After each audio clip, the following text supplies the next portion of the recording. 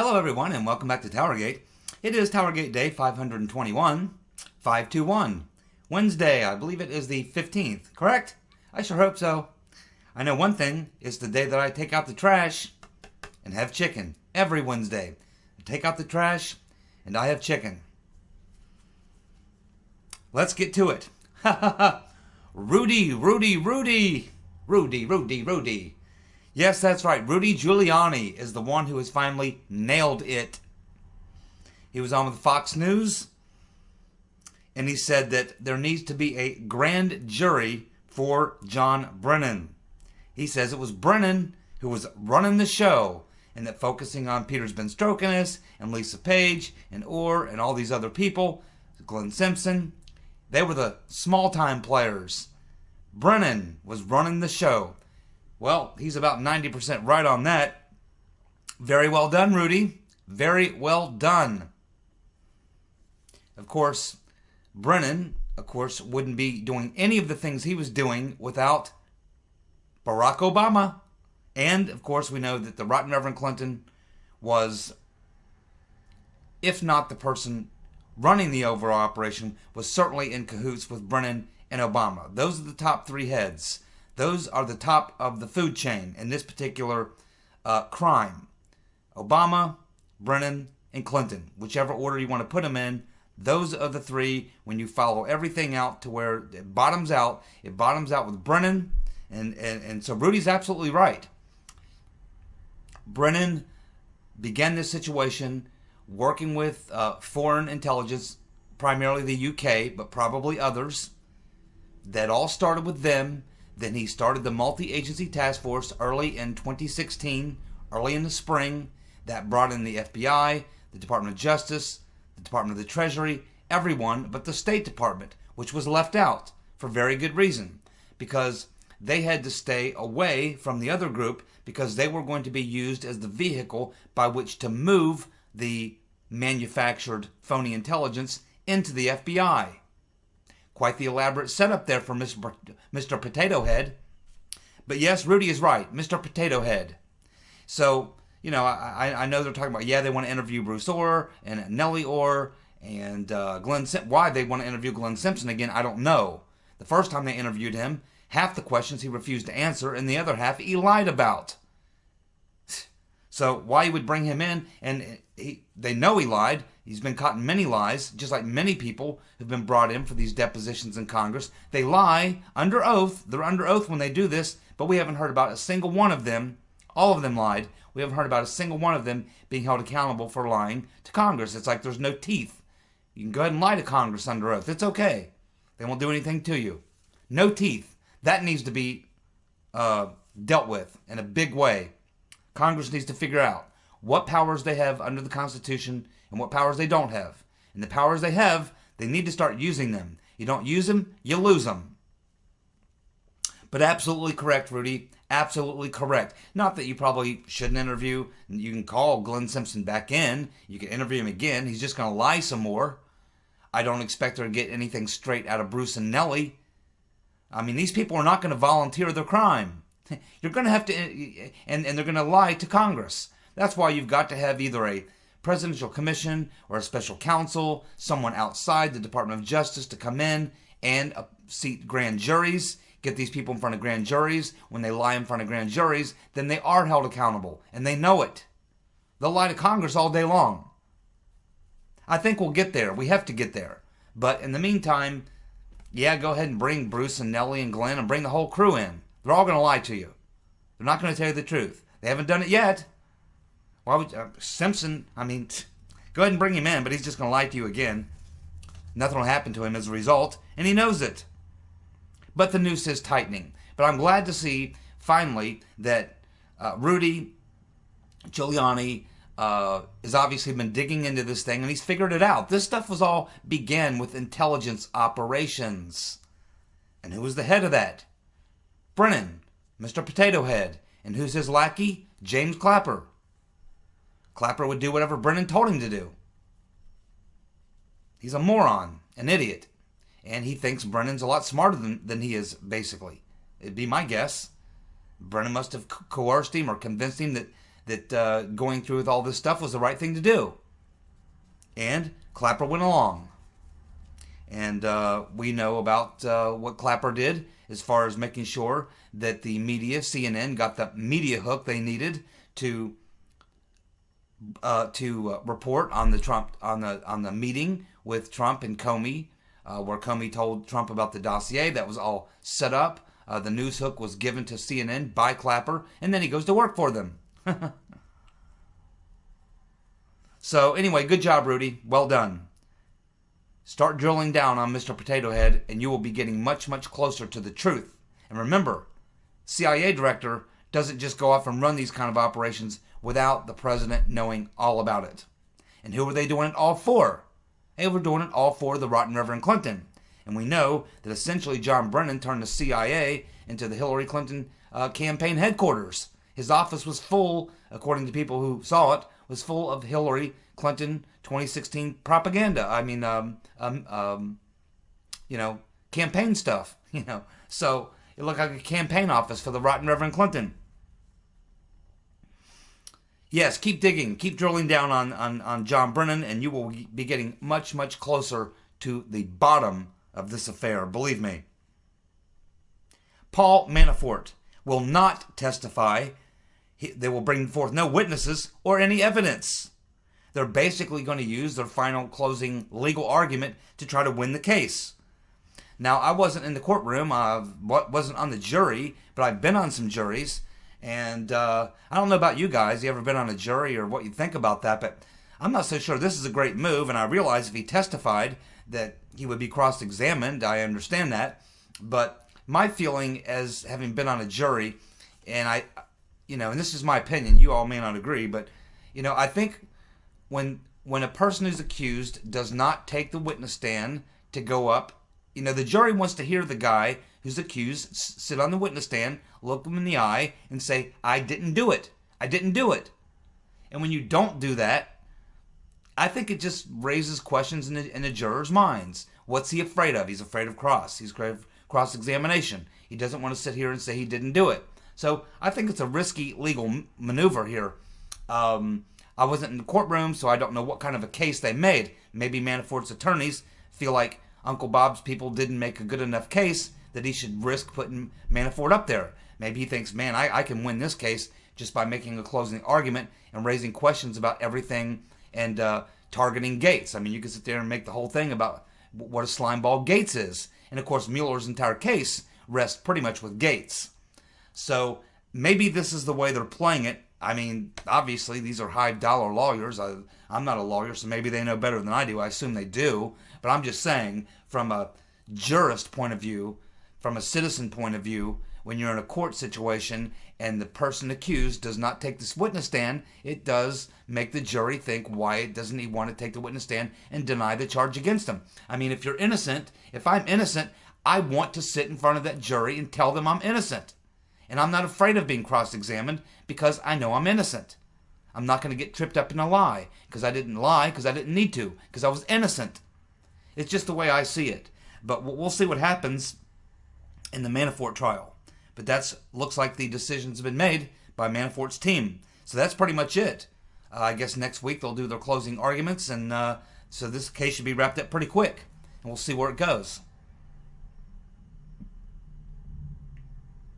And of course, after the firing of Peter Strzok, just as expected, just as they did with Andy McCabe, the left-wing legacy media has come out to the defense of Peter Strzok, despite the overwhelming crimes he committed. I mean, this is just, I mean, you talk about media malpractice, man. I mean, this is literally, we should be able to file like a class action malpractice suit against the lamestream media because,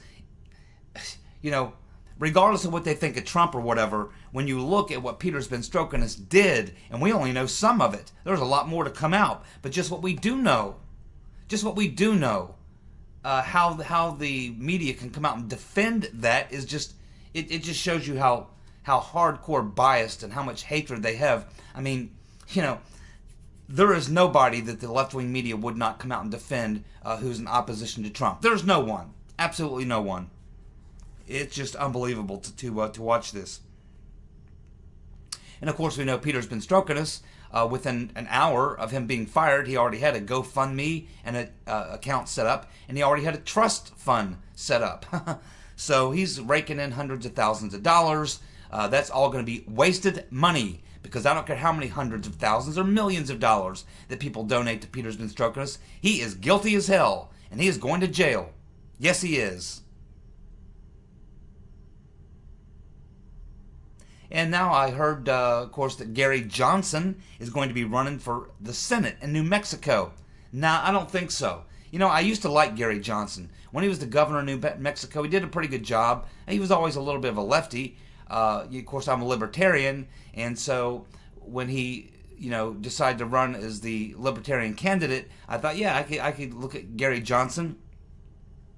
But at the time, I was kind of supporting Rand Paul. And then Rand Paul got blown out. And then we had the South Carolina debate. And once I saw Trump at the South Carolina debate, I said, that's it.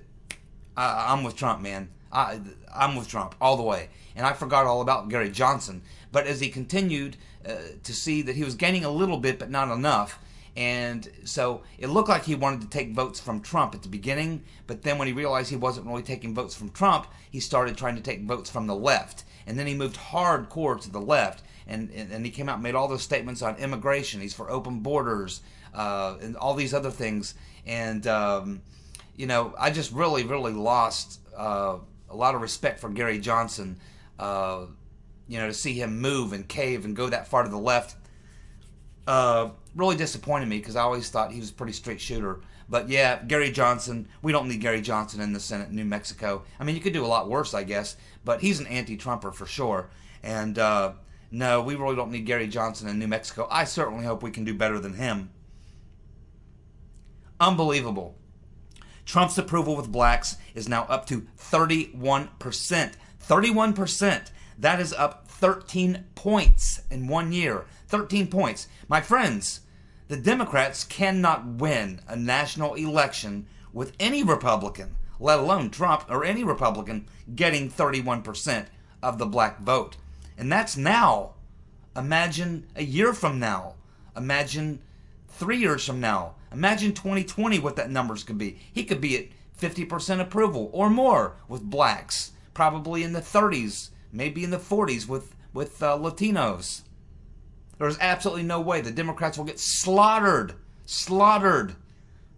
I mean, they can give up 10, maybe 12, 13% of the black vote, maybe 8 or 10% of the Latino vote, maybe 15% of each, and still have a chance. But no, they could not win national elections when they were losing 31% of the black vote and probably in the upwards of 20-some-odd% of the Latino vote. No, this is impossible. The Democratic Party will collapse if these numbers hold up and keep rising.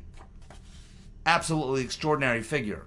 I've never seen anyone ever in the history of politics I've been following, certainly presidential politics, who could gain 13 points with a particular segment of the electorate in 1 year. I mean, that's crazy. But he's doing it. The Trump campaign has filed suit against Omarosa for violating a contract. I don't know why anyone even bothers taking her seriously. I understand, yeah, she's violating the contract, but in a way, it kind of gives her more publicity. I almost think the best thing to do in the case of sometimes, I think, you got to pick your battles. I mean, Trump doesn't pick battles. He takes every battle his way. He doesn't turn down any of them. Sometimes I think it's best to pick your battles, but, I'm not going to argue with this strategy at this point. He's just amazing. Amazing. But, I mean, he takes on every fight. I'll say that. I would let this one go myself because, if you didn't comment on it, didn't say anything, she would just kind of, fade away very quickly. If you keep it going, it keeps it going. And so I probably would let this one slide. She's got nothing. She's just looking for to make an easy buck. That's basically all it is. She can write a book. She can go on some talk shows. She can get paid a bunch of money. She'll be here and gone in a few months. No one will even remember who she was. But she'll have made a lot of money. And that's really all it's about, really. So, Yeah, I mean, I guess file a lawsuit against her. She violated the contract. Okay. Alrighty. Of course, Trump's tweets have not stopped. I mean, I don't, he's over the weekend, Saturday evening, he dropped those unbelievable tweets. He's back today with more tweets slamming the rotten Reverend Clinton again. Peter's been stroking us, and Sessions again. Man, I don't know. I know we have a lot of people like Jeff Sessions, and that's fine. I don't have any personal problem with Jeff Sessions. I'm very unhappy with his job. Now, a lot of people say, just watch and see. He's quietly working behind the scenes to put together a case or whatever, and he's going to bring down the deep state or whatever. But I just don't see it. But I hope it does happen. I would love it if it happened. I'll be the happiest person in the world if it turns out that Jeff Sessions actually had a clandestine investigation going on, and then he actually brings down the deep state, and this is all a big game that Trump and Sessions are playing with us. I think that would be funny. I'd laugh. I would enjoy it, right? But I just don't see it happening. But the way he's going after Sessions, I almost wonder when at some point Sessions just gets tired of it and resigns. I wonder if that's Trump's strategy, is just to ride Sessions' ass until he finally just decides I've had enough, and he quits. That might be a possibility, but I think after the midterms it's not going to matter. After the midterms, I think Rodenstein and Sessions are probably going to be cut loose. That's my guess. So if Sessions does have something, he better drop it pretty soon, or he may not be around long enough to do it. Keith Ellison now has a second accuser, and this one resulted in a 911 call, which of course they have tapes of 911 calls, and they got a tape of this one. And of course, after the recent allegation was made, it appears that the Democratic National Committee is defending Ellison. Well, they kind of defended Al Frankengroper too for a while, but eventually it just becomes overwhelming, and they can't do it anymore. So I don't think Ellison's going to slip out of this knot. I think over the next couple weeks, maybe less than that, there'll continue to be more and more and more people coming forward to tell us about Keith Ellison, more women coming forward with more stories. Eventually, it will just overwhelm him, and the DNC will be forced to cut him loose. He's already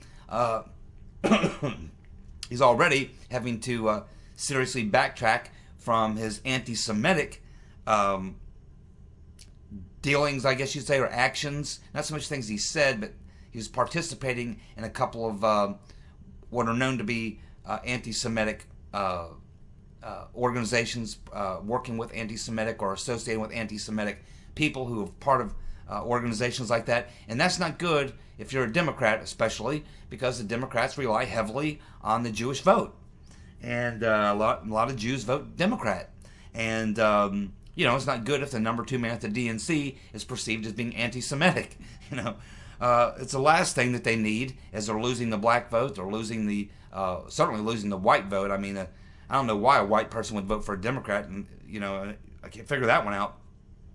But it's all coming coming down, man, like a house of cards for the Democrats. I've never seen a political party self-implode in such a way, in such a short period of time, in all my years of watching politics. FBI agents are telling Sarah Carter that Peter's been stroking us was really fired for defrauding the FISA court, sending highly sensitive search warrant to his personal email account. We covered that back when we learned about it about a month and a half ago. And of course, making false statements during his congressional hearing, and apparently to the Inspector General, Huckleberry Horowitz, who is currently doing an investigation of the FISA applications, which is expected out in about a year. So, yeah, this deal with the search warrant, that was Anthony Weiner's laptop, and that was a classified document. It was sealed, and he moved that or sent that to his personal email account, which is a serious federal crime. of course, defrauding the FISA court, and, of course, lying to Congress, specifically about that little exchange between how the information was going from Bruce Ohr to the FBI. Peter Strzok obviously lied when he said it wasn't coming to him. He was trying to play a game of semantics, a game of words. It actually was coming to him, maybe through another person, or maybe directly to him. But either way, they've determined that this is certainly something that he did. And this is just, these are three major things. Defrauding the FISA court is a felony. Sending a highly classified sealed warrant or sealed indictment to your personal email account when you're an FBI agent is, in fact, a serious felony. And, of course, making false statements to the Inspector General and, of course, to Congress. In the case of the Inspector General, that's, of course, a felony, and I don't know about Congress. But, and there's a lot more. We're only scratching the surface of what all he was involved in, because, of course, he was intimately involved in the John Brennan's six-agency or multi-agency task force. Very early on, we're going to find out that Peter Strzok was involved in knowing about all this much, much earlier than July 31st of 2016, which is still the official story. They've never recanted that story. Well, here's a story from Zero Hedge. Zero Hedge is writing that there was a massive effort made to hide Nellie Ohr's involvement in Spygate. Nellie may be the link between Mr. Potato Head, John Brennan, and Barack Hussein Obama. Nellie was, of course, a CIA open source researcher on Russia. Nellie was the middle person between Christopher Steele, Confusion GPS, and her husband, Bruce, who was feeding info to the FBI. Bruce, of course, tried to cover up for Nellie. Glenn Simpson tried to cover up for Nellie. Christopher Steele tried to cover up for Nellie. BuzzFeed tried to cover up for Nellie. But now we learn that it was primarily the primary intermediaries for Christopher Steele's fake Russia, so-called Russia intelligence or Russia stuff that was in the dossier came as a result of two primary people, Nellie Ohr and Mr. Baumgartner. Baumgartner and Nellie Ohr. And of course we know that Baumgartner was Nellie Ohr's teacher when she was a young commie college student. Both of them commies. So Baumgartner and Nellie go back a long way. They were the primary sources for the Russia stuff in the dossier.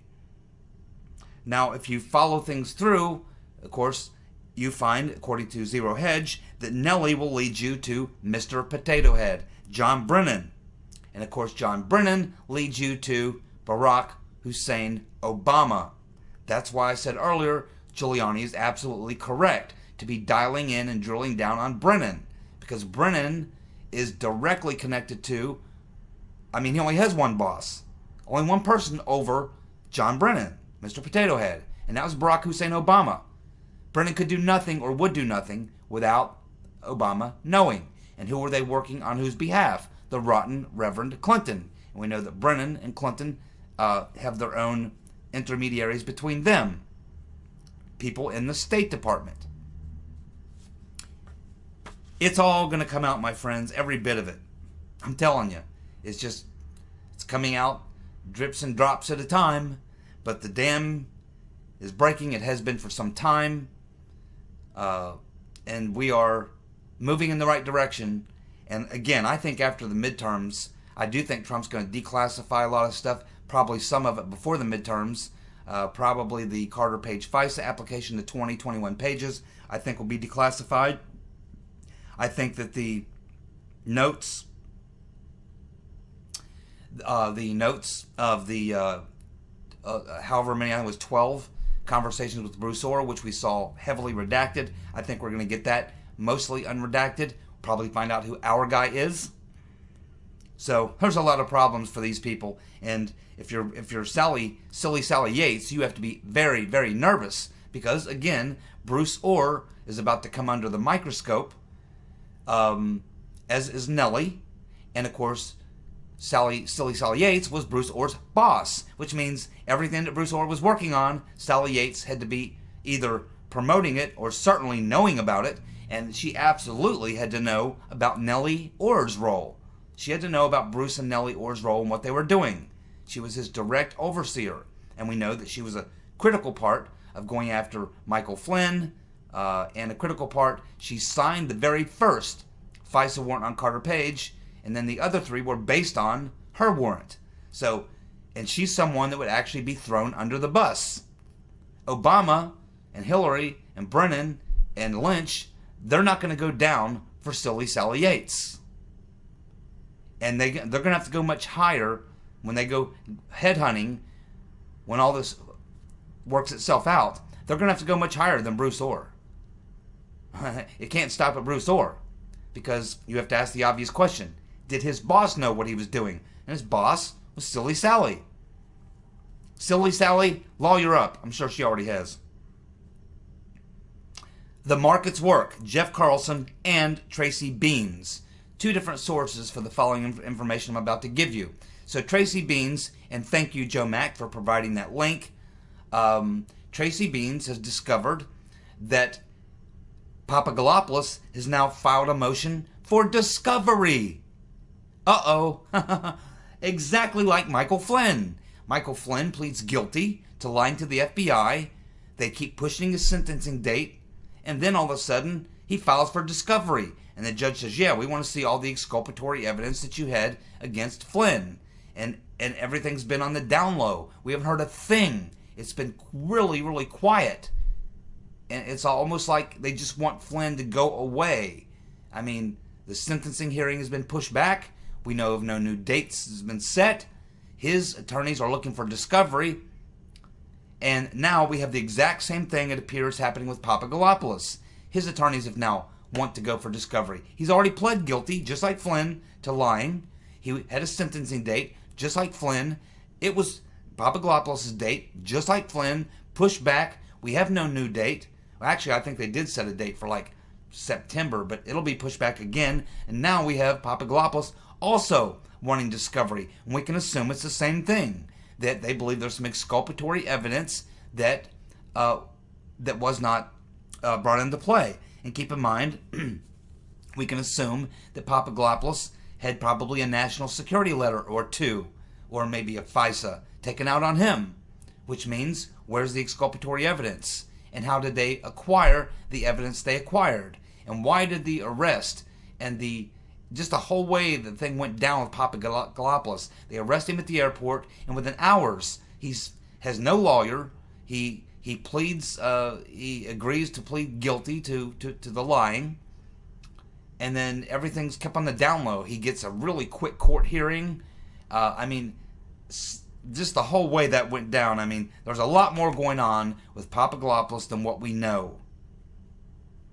So, Papadopoulos has filed a motion for discovery just like Flynn.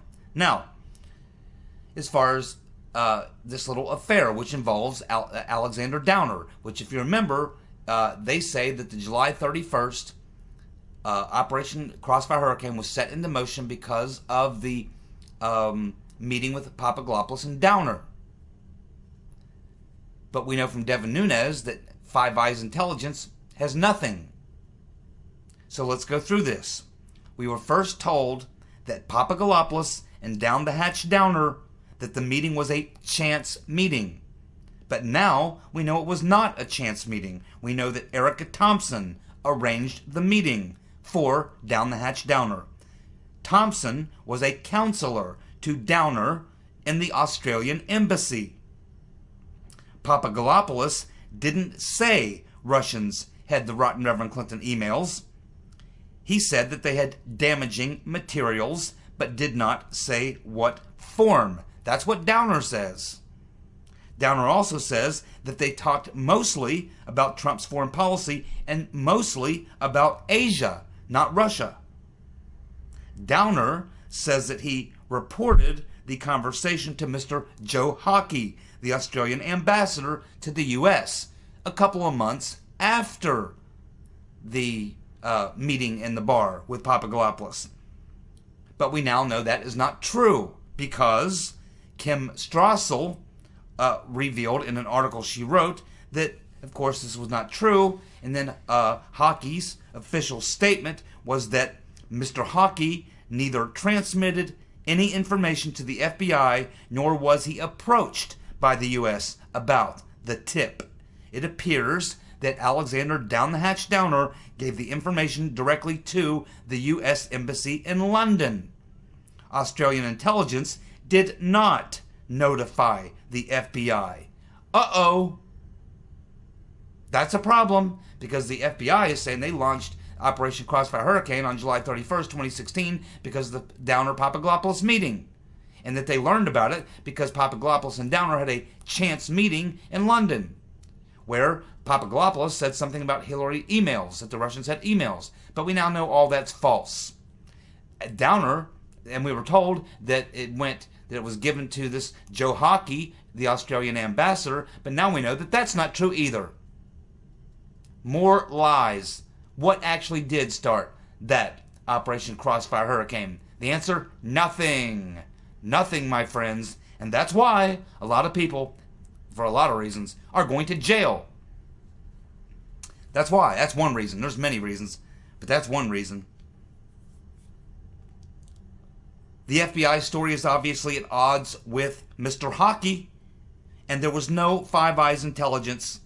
And if he had passed it through official channels, through the Australian ambassador, it would have been in the Five Eyes intelligence report, which it is not. Lies, lies, lies, and more lies. That's what we see here. Evidence of nothing but lies.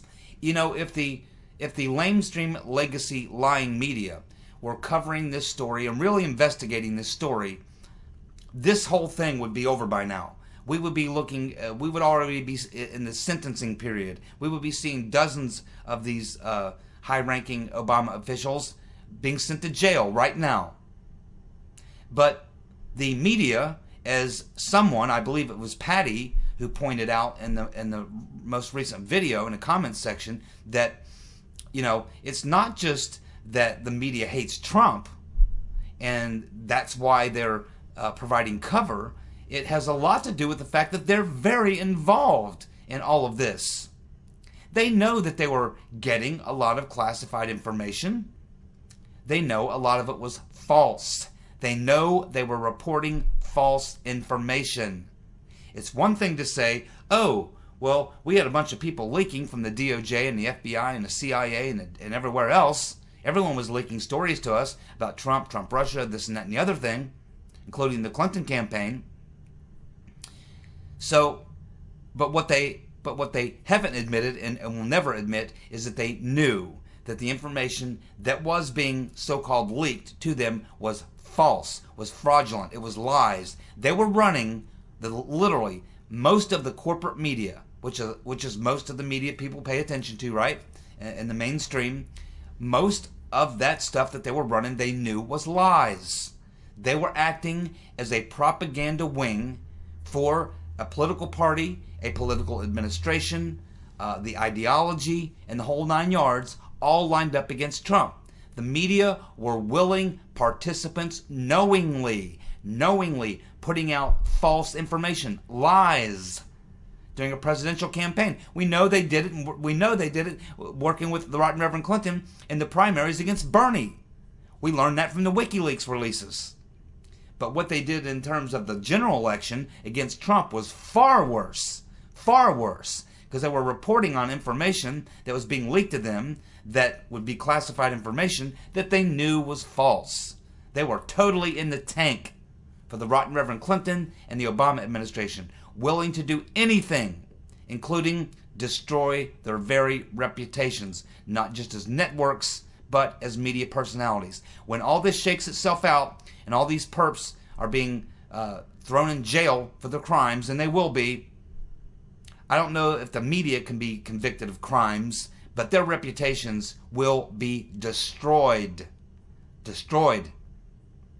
Thank you so much for tuning in. I'll be back tomorrow with more Towergate. See you guys. Bye.